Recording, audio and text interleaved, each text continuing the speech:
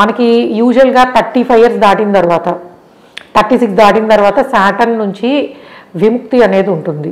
So మీరు ఏదైనా చేద్దాం అనుకుంటే యూజువల్గా 36 వరకు కొంత ఆపర్చునిటీస్ రావు అని అర్థం.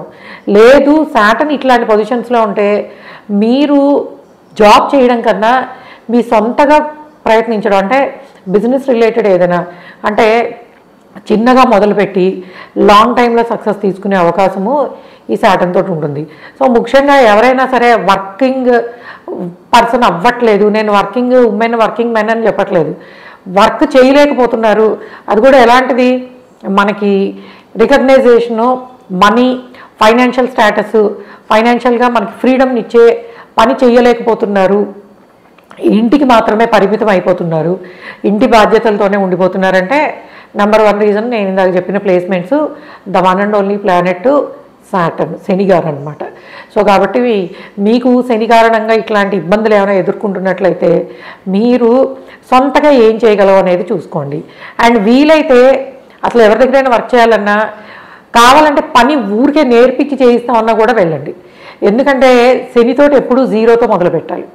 అంటే మన ప్రయత్నము మనం ఏ పిహెచ్డీనో చేసేసి ఉండొచ్చు, పీజీ చేసేసి ఉండొచ్చు, మంచి graduate from very good institutes అవ్వచ్చు, కానీ పని చేద్దామంటే అడ్డంకులు వస్తాయి.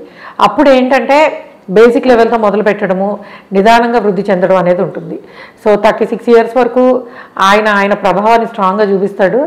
కాబట్టి ఎవరైనా సరే పని విషయాలలో నేను చదువుకున్నాను, అన్నీ చేస్తున్నాను, బట్ ఉద్యోగం చేయలేకపోతున్నాను అని అంటే ముఖ్యంగా మీకు శని కారణంగానే ఇటువంటి ఇబ్బందులు వస్తాయి. ఒక్కొక్కసారి మనకి డైరెక్ట్గా నేను ఇప్పుడు చెప్పిన ప్లేస్మెంట్లో ఉండకపోవచ్చు, but aspect on 4th house, aspect on 10th house, aspect on 11th and aspect on 2nd house can also lead to these kind of ప్రాబ్లమ్స్ని లీడ్ చేసే పాసిబిలిటీ అనేది ఉంటుంది.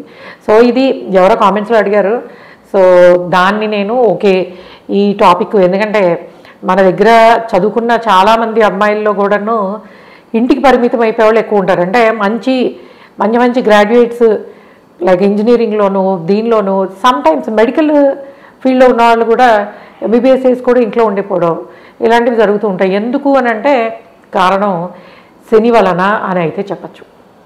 ఓకే గైస్, ఇది ఒక జనరల్ టాపిక్. అండ్ మీరు నా నుంచి ఏమైనా జనరల్ టాపిక్స్ తెలుసుకోవాలనుకుంటే తప్పకుండా మీరు కామెంట్స్లో పెట్టండి.